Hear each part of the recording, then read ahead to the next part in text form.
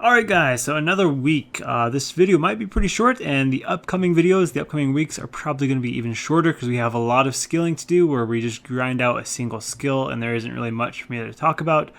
So let's get into this video. First of all, don't forget about your trees over on Fossil Island. You should be doing them. I think the grow time is like 3 days on these, maybe even, yeah, I think 3 days. But I check them like every 5 days just because the growing timer on them at the making of this video is really bad. If you're watching this in the future, they may have updated it because they are planning to update it. Right now, every time you log in and log out, it resets a timer, which can make them take a lot longer than 3 days to actually grow. I've kind of thought about doing other trees alongside my teak trees, just so that we can get the hard Varrock diary done sooner for the money from battle staffs. That'd make farming take more time and more money. It's probably worth it, but I haven't started doing other trees quite yet. If we were to do the Varrock hard diary, that would raise our money. We'd be getting 100k every day from that. Right now we can only do the medium, which is 50k every day, so it'd basically double our money from that. Last video, I know I said that you want to do we're going to be doing Motherlode Mine all the way until we have full Prospector, but we're actually going to be taking a break at 61 to get ourselves a Dragon Pickaxe and to do some other stuff. So we left off last video at 57 mining, so to get from 57 mining up to 61 mining at Motherlode Mine should take about 3 hours and 40 minutes, assuming that you are averaging about 27k XP per hour. Once you hit 61 mining, head over to the GE and sell your ores. I actually got more than I was expecting. Close to 1 mil in loot just off the ores so far. And so one of the big things I wanted to do while mining at Motherlode Mine was get 30 Slayer off of lamps. Either I'm extremely unlucky, or you don't get any genie lamps down in Motherlode Mine, or they're just a lot rarer than I was previously thinking, because I got no lamps the entire time I was mining. So yeah, change of plans, or I guess not really change of plans. I was already planning on this if I didn't get the lamps, but we're going to go get 30 Slayer just ourselves without lamps. So what you want to do is head over to Vanaka, which is in the Edgeville dungeon. You should be 40 combat at this point. Get a Slayer task from Vanaka, and it's random what task you get, so you probably won't get the same one as me. So I can't really put a huge Slayer guide here for every task that we might get. So whatever task you get, just search it up in YouTube. Just put in the name of the monster that you're assigned to kill. There should be a guide for that monster that comes up. And yeah, go kill that monster until you have 30 Slayer. It shouldn't take too long. We are very close to 30 Slayer. So I ended up getting rock slugs as a task. I used iron knives, and I was getting about, I think, close to 5k XP per hour, maybe 4.8k XP per hour. So it only took me about 10 minutes to get 30 Slayer. So now that we have 30 Slayer, we can start doing some achievement diaries and using those lamps on our Slayer. Normally, if I was building an account that I was going to go for max on, I'd probably use them on agility, because Slayer is actually quite a bit faster once you get to a high combat level. And we're still low agility, which is really bad experience. But for this account and for our goals on this account, we're going to be putting them on Slayer. So we're going to be doing the Varrock Easy Diary. It should only take 5 or 10 minutes. I'll put a guide to do it down in the description. Once you finish it, put the XP lamp on Slayer.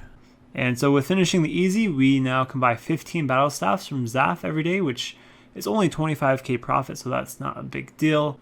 Skull Scepter can now hold up to 7 charges. And the Varrock plate body, if you wear that while mining, you have a chance of getting 2 ores instead of 1.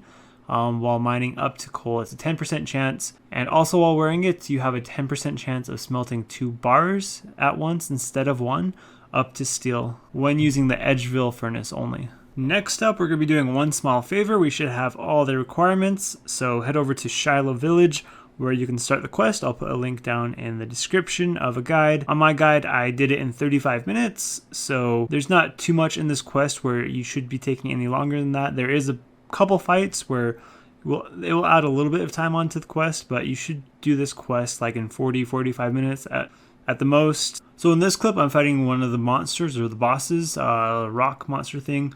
It's weak to pickaxes, and there is a safe spot. So if you're having a hard time killing it, you can use a safe spot and make it quite a bit easier and more AFK. When you're talking to the glider guy up on White Wolf Mountain, it's kind of annoying because the wolves can attack you and mess up the dialogue or interrupt the dialogue and stuff, which is really frustrating. But you can trap all of the wolves over to the side so they can't get you. So that's what I'm showing you in this clip. So when you finish the quest, you'll get 2 XP lamps. They both give 10,000 experience, and we're going to be using both of them on Slayer. This should boost you to just about 40 Slayer, just a little off 40 Slayer. So after we finish this quest, we're going to move on over to the Lumbridge Ez Diary. So the Lumbridge Ez Diary, we should have all the recs and everything. I'll put a link down in the description for a guide once again.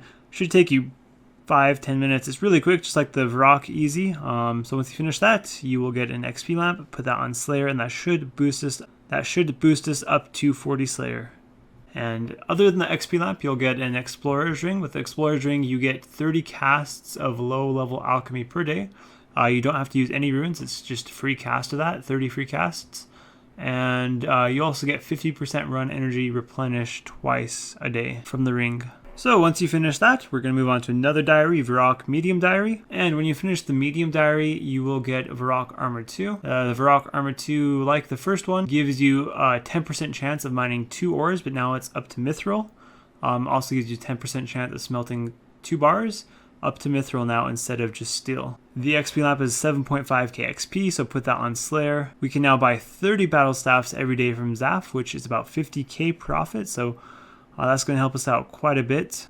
The Skull Scepter will now hold 9 charges, and one of the coolest things from this diary, I think, is you can now make your Varrock teleport you to the GE instead of Varrock Center. So this is very nice. Don't have to use a Ring of Wealths to teleport the GE anymore. On your Varrock tablets, you can just right click on the tablet and toggle or switch the location of the teleport.